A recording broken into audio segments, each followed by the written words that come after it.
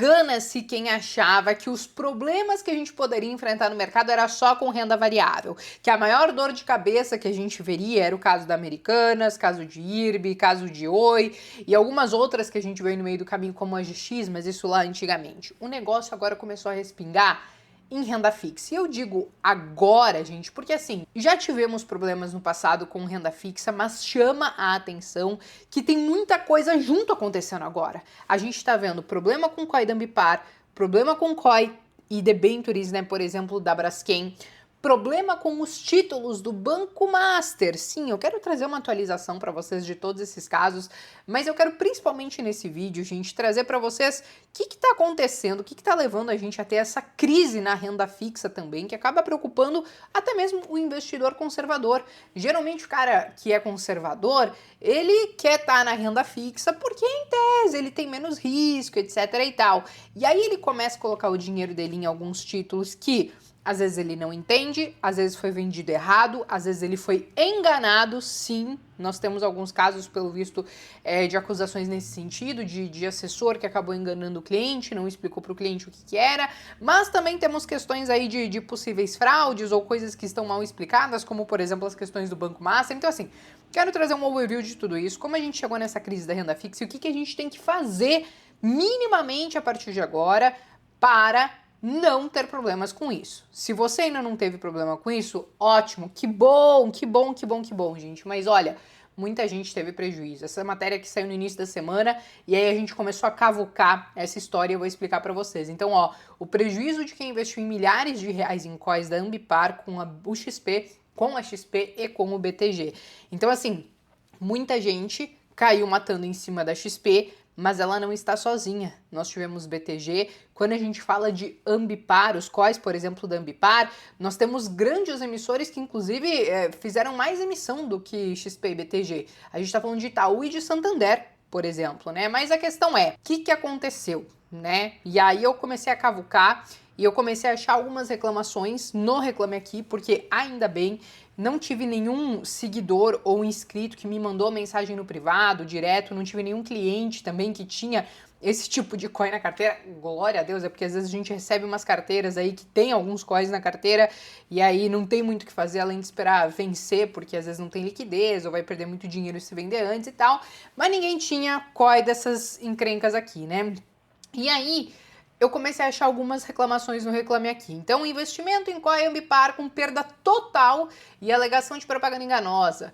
COI inadequada ao perfil de risco causa grande perda na XP Investimentos.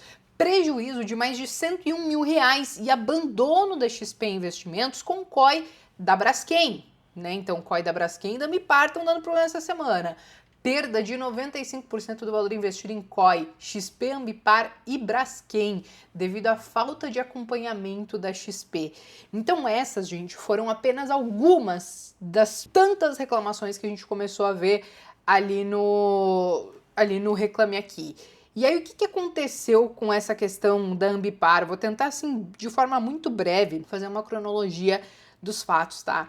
Então, lá no início do ano passado, em 2024, começaram a aparecer alguns COIs da Ambipar, só que esses COIs até então, eles eram lastreados em bonds, ou seja, eram títulos de dívida lá fora. Era dívida em dólar, né? E aí eles tinham ali alguns gatilhos contratuais que eu tenho quase certeza que quem investiu nesses títulos provavelmente não sabia disso, ou às vezes sequer leu a lâmina do COI em si, né? Porque todo investimento tem uma lâmina, tem ali um documento onde explica os riscos.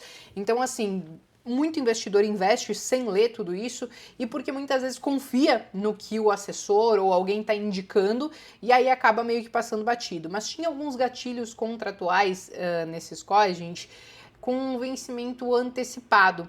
E aí, se alguns ativos se deteriorassem a determinado patamar, então esses gatilhos contratuais poderiam ser acionados, e aí que a gente começou a ver os problemas surgirem com essa questão da Ambipar. É por isso que a gente viu, por exemplo, a XP liquidando muitos clientes que tinham esse COI da Ambipar com mais de 93% de prejuízo. Então, assim, ó, cliente que tinha 100 mil reais saindo com 6, 7 mil reais. Foi tipo isso que sobrou.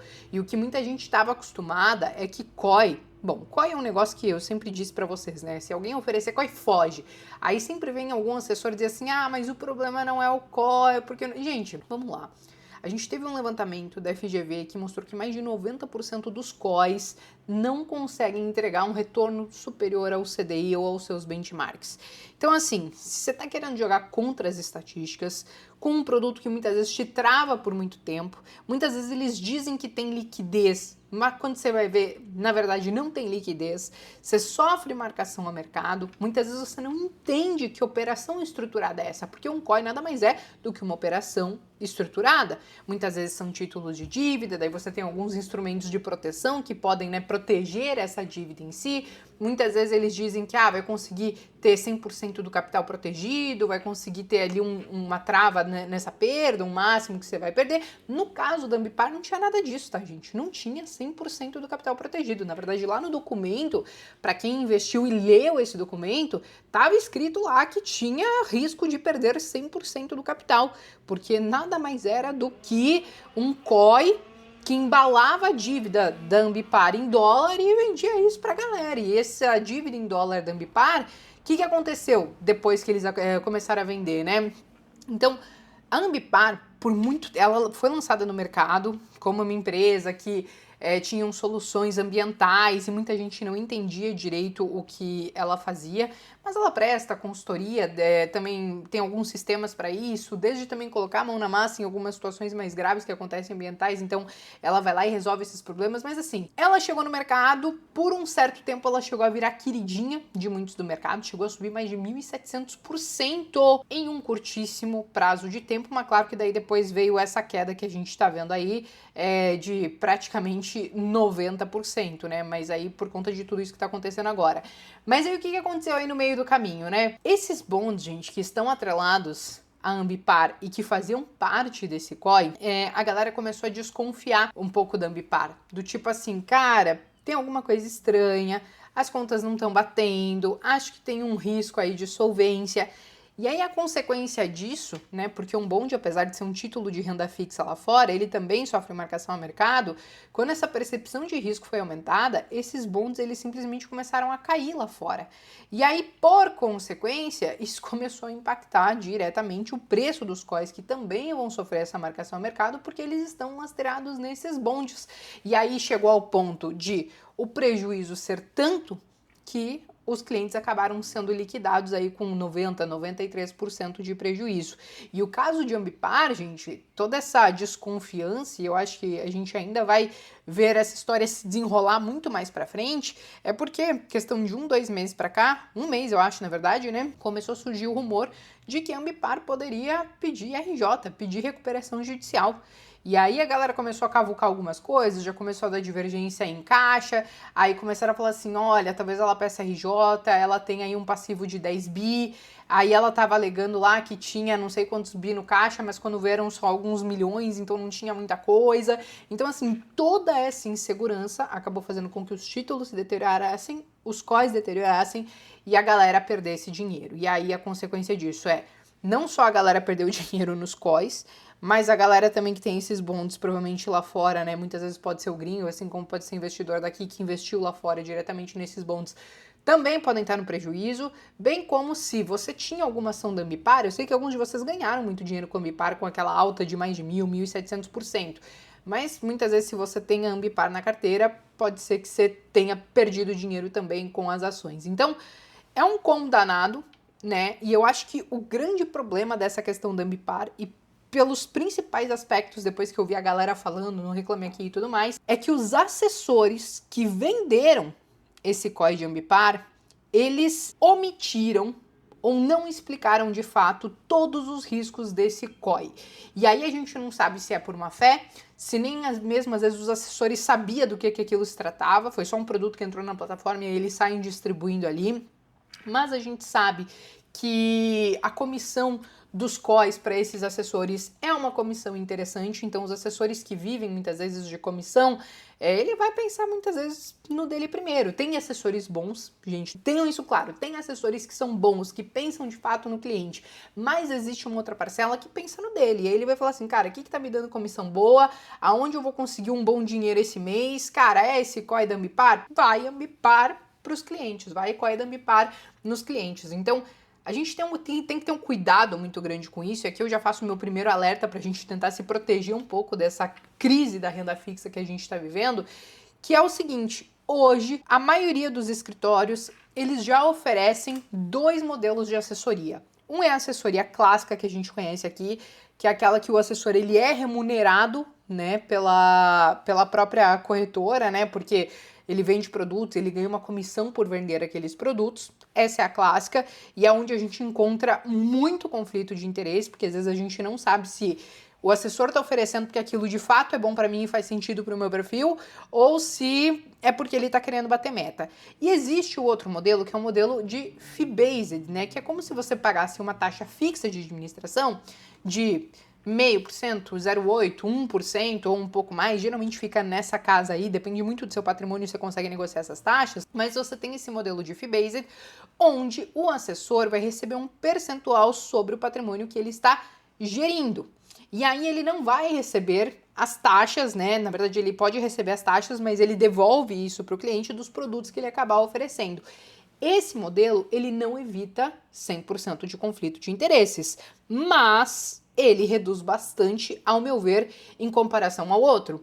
E aí, como é que você faz para escolher entre um e outro, tá? Porque eu vou dizer o seguinte para vocês. Eu, por exemplo, eu tenho um assessor lá da minha conta, eu confesso que eu não sei nem o nome dele, porque eu não utilizo. Então, para mim, que não utilizo o meu assessor, não sigo o que ele me fala, não atendo nem o telefone quando ele tenta me ligar, não respondo o WhatsApp quando ele me responde ou me manda alguma mensagem, alguma coisa ali. Eu que, por exemplo, não uso serviços de assessoria, mas por ter conta, por exemplo, lá, eu tenho que ter um assessor, eu acabo utilizando o modelo clássico, que é aquele que ele é remunerado pelos produtos que ele me indica, porque eu não sigo as indicações dele. Então, se eu tivesse o modelo fee-based, que é uma taxa fixa que eu pago sobre o meu patrimônio, eu ia estar pagando uma taxa à toa porque eu não sigo o que aquele assessor está fazendo. Então, você entende mais ou menos o que você tem que avaliar. Se você tem um assessor e você segue muito o que ele fala, ao meu ver, o modelo fee-based pode diminuir um pouco, não 100%, o conflito de interesse. Agora, se você tem um assessor e você nem dá bola para ele, mal e mal sabe o nome dele, não segue as indicações dele, mudar pro fee-based pode não ser interessante, porque ele vai estar ganhando um percentual em cima do seu patrimônio sem praticamente estar fazendo nada, porque você não acata nada do que ele está fazendo. Então, assim, esses são alguns pontos para avaliar e para a gente tirar um pouco esse risco que a gente tem da gestão do nosso patrimônio, tá? E um outro ponto importante que eu digo para vocês é que tá tudo bem, eventualmente, você terceirizar essa gestão do patrimônio. Às vezes você é médico, dentista, tem uma empresa, tem um negócio e você tá o tempo todo dedicado à sua profissão, ao seu negócio, você não tem tempo para cuidar dos investimentos, mas ainda assim você quer investir, porque você está pensando no seu futuro. Tá tudo bem você terceirizar, mas eu digo que você tem que saber o mínimo do investimento para você poder contra-argumentar com o seu assessor, ou então você escolher esses caminhos aí onde você vai conseguir reduzir um pouco esse conflito de interesse. Seria ótimo, sempre, com certeza vai aparecer gente aqui nos comentários falando, ninguém melhor do que você mesmo para fazer a gestão do seu dinheiro.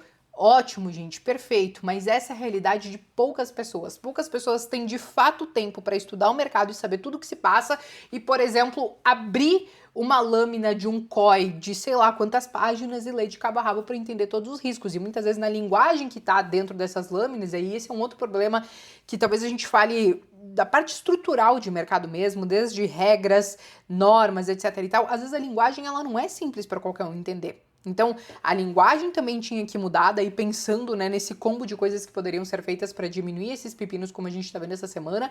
A linguagem que os documentos e que a própria CVM e que esses investimentos, né, que tem que ter uma lâmina, a linguagem tem que ser mais clara e simples para qualquer investidor leigo entender. Uma outra coisa que aí, claro, né, você muitas vezes dá o aval lá para o assessor fazer aquelas coisas e tal, mas talvez teria que ter algo um pouco mais, tipo, sabe igual aquele negócio, pra quem tem, acho que, não sei se tem no Android também, mas na Apple, né?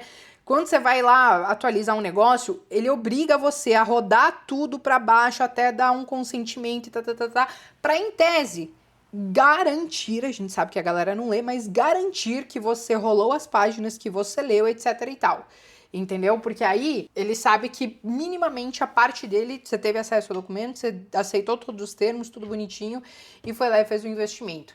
E aí, é claro, eu acho que existe um outro porém também, que é o COI, como eu falei pra vocês, ruim. Desconfie de quem te oferece COI. Mas o COI, gente, por ser uma operação estruturada, muitas vezes não é fácil de entender o que tem por trás daquele COI, não acho que poderia ser oferecido para o investidor no geral. Muitas vezes tem que ser um investidor qualificado, aquele que, né, já tem uma expertise maior ou que tem um pouco de patrimônio um pouco maior, que às vezes vai correr um risco, se perder aquele dinheiro, tipo, não vai ser o risco da ruína para ele, porque tinha reclamação ali no Reclame Aqui, gente, de gente que perdeu todas as economias, porque colocou todas as economias nesse COI de Ambipar. Mas daí também a pessoa não se ajudou porque colocou, né, todos os ovos na mesma cesta e a gente sabe que isso não se faz. Mas, de qualquer maneira, esses são alguns pontos que a gente tem que ter atenção, tá? Enfim, já trouxe alguns pontos assim, mas tem mais coisas que a gente tem que trazer, porque não é só da Ambipar que aconteceu essa semana. A gente também teve os problemas com o COI da Braskem. A Braskem, quando a gente olha aí já nesses últimos 5 anos, o negócio já não vai muito bem, tá caindo no mercado quase 70%, e as plataformas também no ano passado decidiram fazer distribuição de alguns COIs, e aí eles eram atrelados a alguns créditos que tinham sido emitidos, inclusive, né, até o início do ano passado, e aí eles também tinham alguns gatilhos de vencimento antecipado, caso atingisse tal valor, eles poderiam liquidar esse negócio antes, e aí no final das contas a galera também começou a sair no prejuízo em relação a esses COIs da Braskem. A Braskem, ela tem uma situação que não é de hoje, né? Que diferente da Ambipar, que a desconfiança toda veio nesse último mês, por exemplo, a Braskem, ela já tem alguns anos que ela tá em todo aquele imbróglio lá por causa do solo lá de Maceió, que teve uma parte que cedeu, então tem muitas incertezas sobre as contingências, né, e os passivos que tudo isso pode acabar gerando, então tudo isso fez com que os títulos também fossem marcados a mercado, e aí a consequência disso também foram prejuízos nos COIs de Braskem. Os prejuízos em si, gente, foram um pouco menores do que da Ambipar. Os prejuízos chegaram a 63%, 74%, mas ainda assim é um baita prejuízo. Se você colocou, sei lá, 100 mil reais, a gente tá falando que você tá sacando 25, 30 mil reais, que é o que sobrou. É um baita dinheiro que a galera acaba deixando na mesa por conta dessas situações que acabam acontecendo, tá? E que volto a repetir para vocês, muitas vezes são COIs, são títulos que é difícil de entender. Já tem estudos dizendo que dificilmente trazem retornos interessantes e que muitas vezes são vendidos com conflito de interesse, e se não conflito de interesses, são vendidos de uma forma muito mal explicada que o cliente não entende os riscos, tá? Então esses são alguns pontos bem relevantes que a gente tem que se atentar. E aí, saindo de Braskem, eu também mencionei a questão do Banco Master, para, né, coroar todo esse negócio da crise da renda fixa que a gente está chamando, ou crise do crédito privado, né? A gente está falando das empresas e dos bancos, né, que emitem títulos de dívida, então é uma crise do crédito privado. A questão do Banco Master, ela ainda está se arrastando. Então a gente tava com uma preocupação muito grande há uns meses atrás, fiz vídeo sobre Banco Master, né, sobre a própria preocupação do FGC, do Fundo Garantidor de Crédito, né, que garante até 250 mil reais por CPF, por instituição, claro que naquele limite de 1 milhão, né, de reais, mas assim, tava com essa preocupação de que se Banco Master fosse pro vinagre, quase metade do FGC também ia para o vinagre, e isso é um risco sistêmico muito grande. Isso fez com que o próprio FGC e Banco Central se debruçassem sobre como as coisas funcionam, começaram a exigir, então, garantias maiores das instituições, começaram a exigir valores maiores, inclusive depositados junto ao FGC, para alguns tipos e níveis de instituição, mas o problema é que eles esperaram todo esse rolo do Banco Master acontecer para fazer algumas mudanças. E esse rolo do Banco Master a gente ainda não sabe exatamente onde ainda vai dar.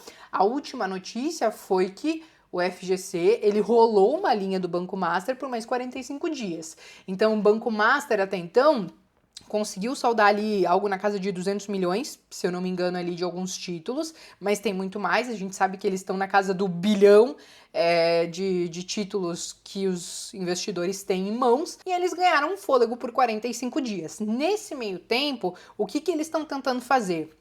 Nesses últimos anos, eles acabaram comprando várias fintechs, alguns bancos menores, etc e tal.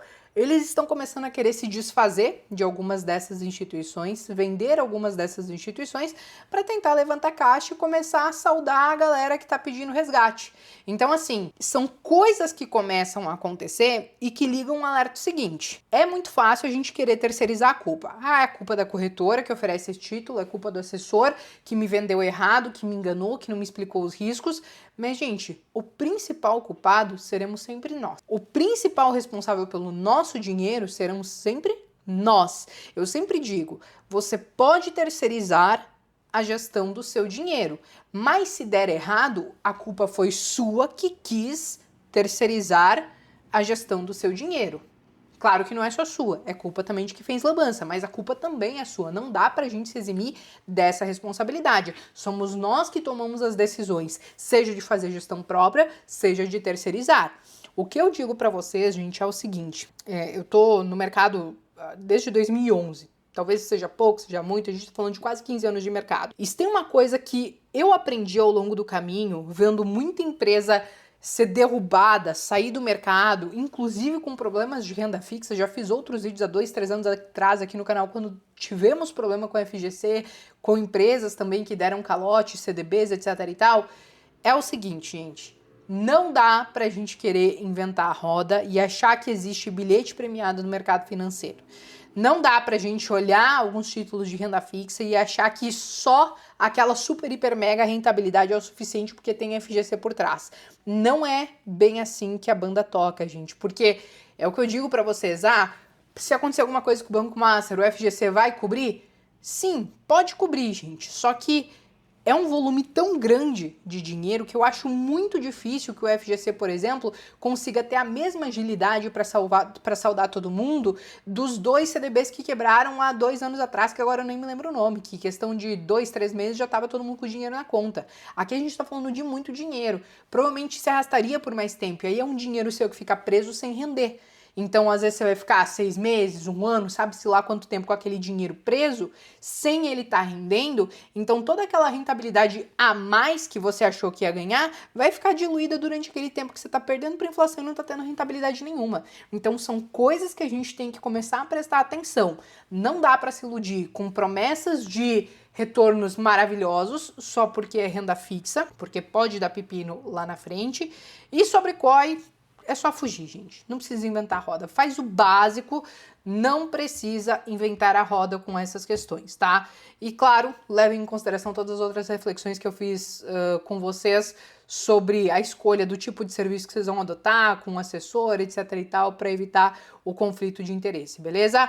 Bom, pessoal, acho que já falei demais hoje. Eu acabei me estendendo um pouco, mas é porque, de fato, é um assunto que tá incomodando muita gente e eu acho que vale o alerta e tem algumas pequenas coisas que podem ser feitas para tentar amenizar esse efeito agora, beleza? Bom, eu me despeço por aqui, mas vejo vocês então no próximo vídeo.